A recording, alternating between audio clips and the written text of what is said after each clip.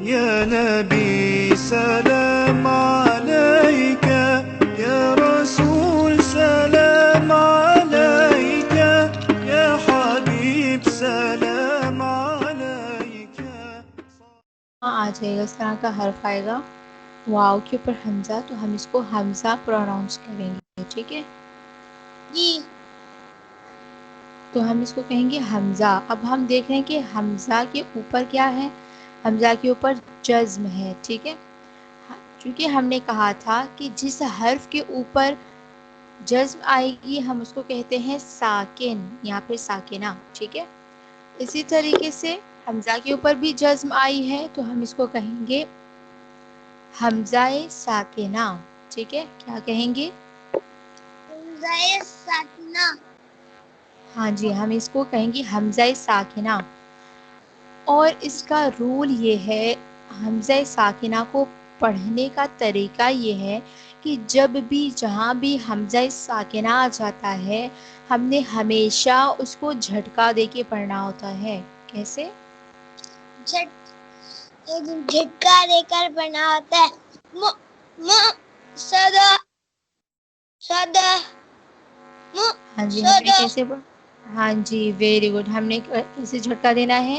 میم پیش حمزہ میم پیش حمزہ صدا صدا. ہاں صاد زبر صو. صاد زبر صو. ہاں ہم اس کو پڑھیں گے صاد زبر صو. صاد زبر صو. صو. صو. دال زبر. ہم یہاں سے جب پڑھیں گے تو ہم آگے والے پہ جب غور کریں گے تو ہم نے کہا کہ یہ وقف تام آیا ہے. یہاں دیکھیے اشد یہ ٹیچر ہے. وقف تام ہے، ٹھیک ہے وقف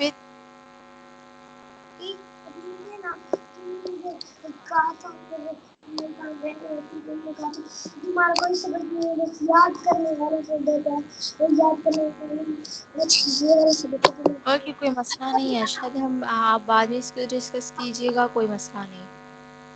آپ بعد میں ان کو بولیے گا کہ آپ نے مجھے یاد کیوں نہیں کروایا، ٹھیک ہے کل آپ انشاءاللہ اس کو یاد کیجیے گا، ٹھیک ہے.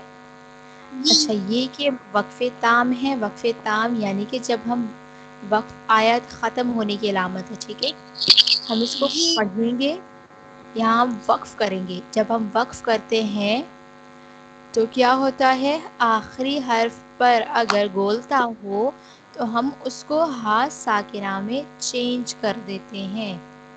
یوں جی ہا ساکنہ بنا دیں گے، ٹھیک ہے کیا بنا دیں گے؟ کس کو ہاں بنائیں گے؟ ساکنہ بنا. اس گول تا کو ہم کیا بنا دیں گے؟ ہا ساکنہ، ٹھیک ہے یہ بنا دیں گے. تو پھر ہاں کیا ہو ساکنہ. جائے گا؟ ہم ہا ساکنہ کو دال کے ساتھ جوائن کریں گے، ملا کے پڑھیں گے، ٹھیک ہے پھر ہم کہیں گے دال زبر دہ.